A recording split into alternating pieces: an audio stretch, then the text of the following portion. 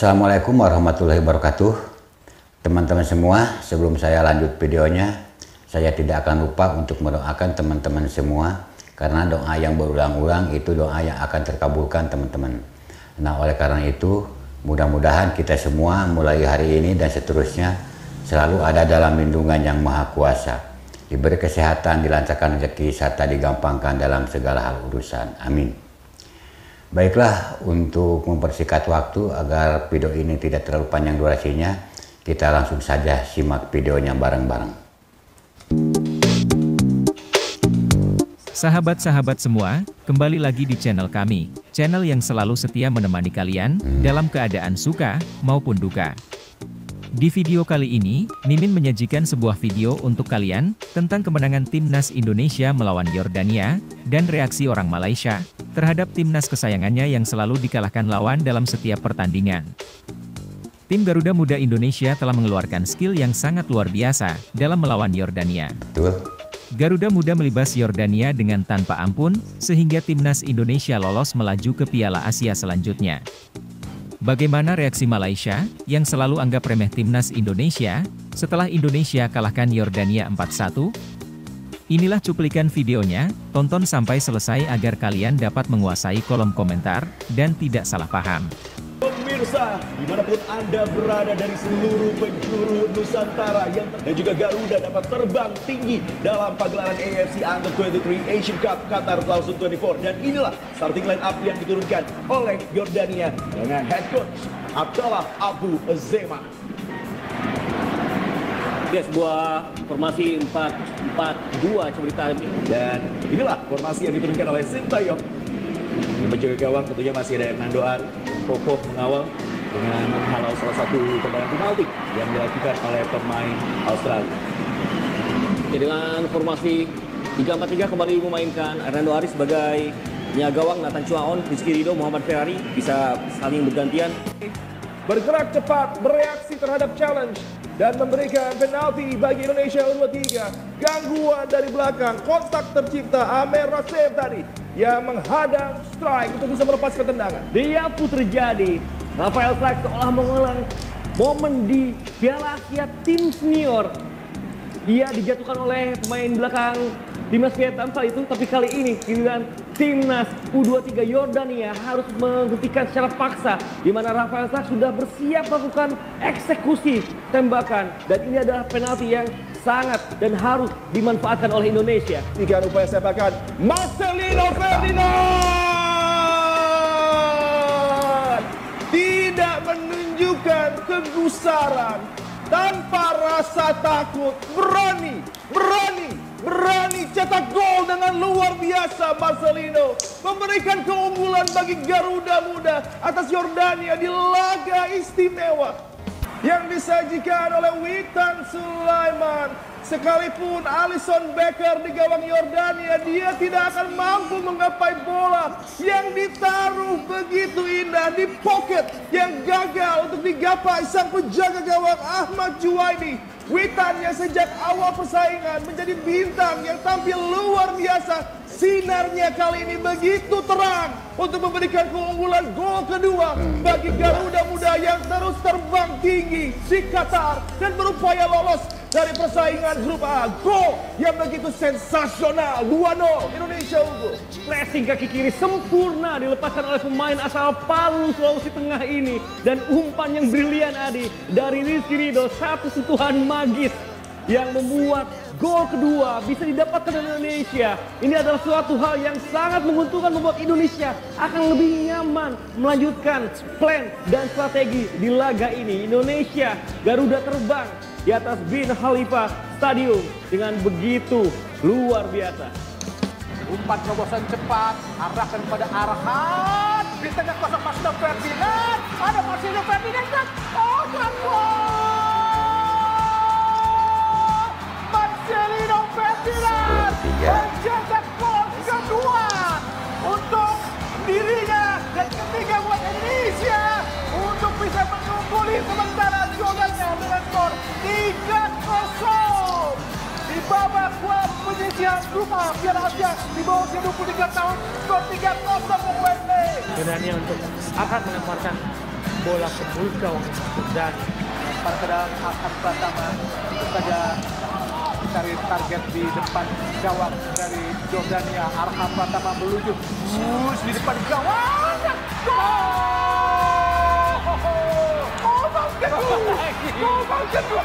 Benar-benar memiliki kepala emas untuk bisa menghasilkan gol di dalam kepala seperti yang pernah diciptakan di SEA Games saat lawan Vietnam dan juga di Piala Asia di bawah usia 23 tahun saat lawan Australia, dan kini mencetak gol ke gawang Jordania untuk menambah gol Indonesia menjadi 4-1 Bung Wesley. Kita lihat bagaimana proses gol yang sangat cantik. Oh, tipis saja Bung Wesley. Ini yang dibutuhkan Bung Wesley. Tipis saja Bung Wesley. Itu yang saya katakan. Lemparan bola arahan itu menyulitkan untuk menjaga pertahanan lawan. Kiper manapun sulit menerima bola lemparan seperti itu, Bung. Inilah skor akhir yang didapat timnas Indonesia, dan nama pencetak golnya. Dan berikut adalah kondisi Malaysia yang lagi dapat goncangan batin, karena harus pulang lebih awal. Awalnya Malaysia masih dapat kesempatan bermain lawan Kuwait, tapi belum ada ketentuan, karena beranggapan timnas Malaysia akan kalah lagi. Kelihatannya mereka sangat frustasi, dengan keadaan timnas kesayangannya saat ini. Saya melihat kita tidak sepatutnya tewas dalam perlawanan semalam. Dan untuk makluman, sesi latihan skuad muda kebangsaan yang sepatutnya berlangsung pada hari ini dibatalkan. Kalau ikutkan jadual pada jam 8 hingga 9 malam waktu tempatan di Qatar ini, namun terpaksa dibatalkan. Saya difahamkan sekarang ini pihak pengurusan dan juga pihak barisan kejurulatihan ingin berikan tempoh bertenang untuk barisan pemain kita selepas saya yakin dan pasti moral mereka, motivasi mereka sangat-sangat rendah selepas mengalami kekalahan kedua berturut-turut dalam kumpulan di Dayang. Okey Fat, memang boleh nampak ada reaksi Haikal dan juga Luqman tadi kan, tapi nak tanya juga Fat sendiri yang melihat keadaan mereka dengan mood mereka dengan dah 2 game back to back ni, macam mana mereka nak backup balik untuk aksi terakhir ni Fat? Kita belum habis lagi.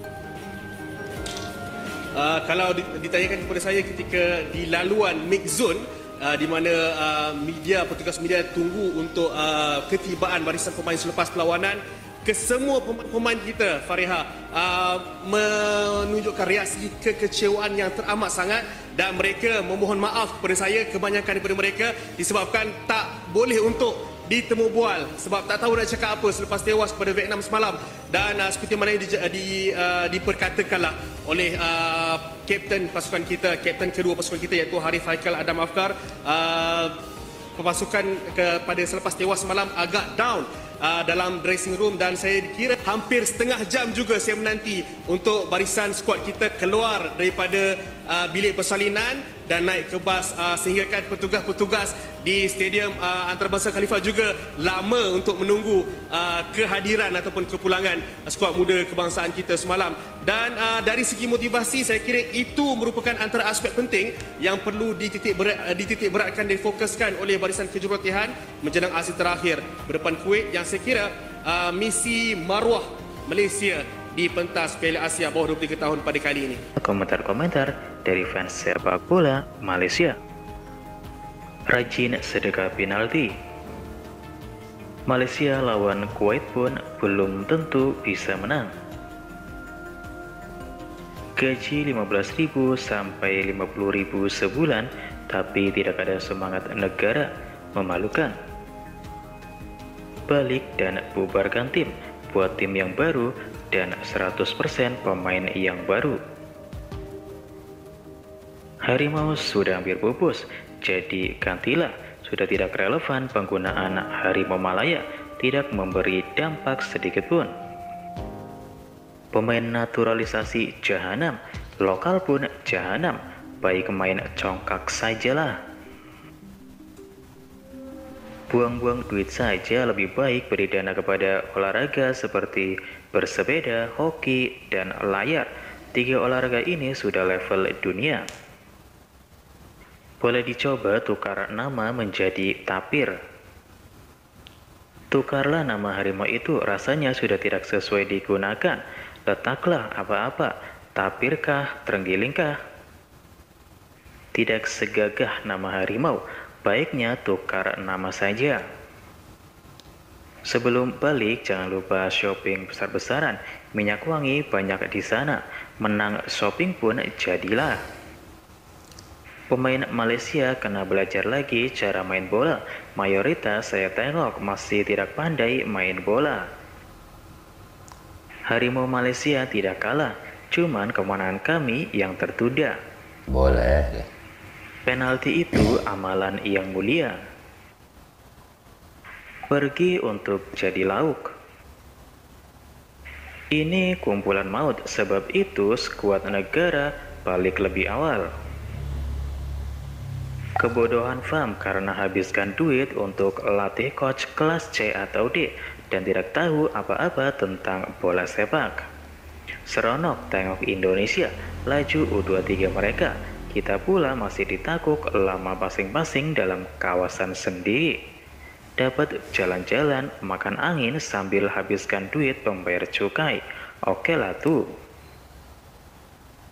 Para pemain itu tidak salah, yang salah itu yang memilih pemain yang tidak bisa bermain. Memberi penalti kepada tim lawan sudah menjadi kebiasaan. Mau main macam manapun, gol itu yang penting.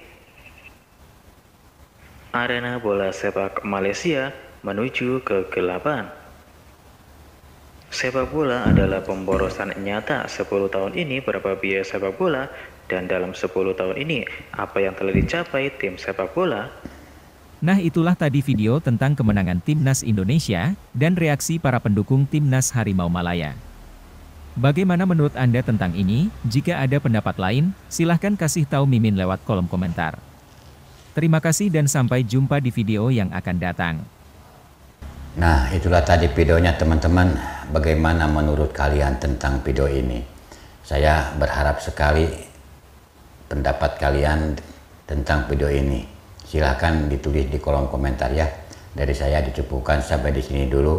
Wassalamualaikum warahmatullahi wabarakatuh.